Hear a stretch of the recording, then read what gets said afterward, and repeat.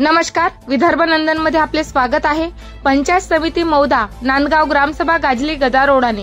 नागरिकांनी त्यांच्या विविध मागण्यांना धरून सरपंच सचिव यांना चांगले धारेवर घेतले आहे। रोजगार सेवक ऑपरेटर यांची सुद्धा मिलीभगत असल्याचे नागरिकांचे म्हणणे आहे।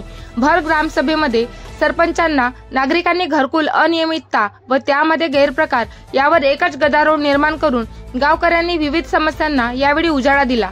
या ठिकाणी गावातील नागरिकांनी त्यांचे प्रस्ताव मांडले, परंतु प्रश्न उत्तराची पद्धत कुठेतरी बेकायदेशीर होत असल्यामुळे पोलीस सुद्धा बोलवण्याची पाळी आली। 86 लाभधारकांना घरकुल मंजूर झाले, तर सिरियल नंबरनुसार घरकुल वाटप केले का किंवा तोंड पाहून घरकुल व इतर योजनांचा लाभ दिला गेल्याची यावेळी गावकऱ्यांनी आरोप केले व घरकुलचा लाभ मिळवून देणे कोणाच्या हातात आहे असे प्रश्न निर्माण करून ग्रामसभेत एकच कल्लोळ माजला। शेवटी पोलिसांनी सावरासावर केली, पण गाव करे तो राव नाही करत अशी किस्सा झाली। नागरिकांचे म्हणणे आहे की प्रधानमंत्री आवास योजनेत काही लोकांची घरे बांधणी होऊन देखील 7 ते 8 महिने झाली, परंतु अद्याप त्यांना शेवटचा चेक मिळालेला नाही। यामागचे अद्याप कारण असे बोलले जात आहे की गावामध्ये ग्रामपंचायत आर्थिक गैरप्रकार करून शासनाच्या योजनेला तळागाळाला पर्यंत पोहोचवित नाही।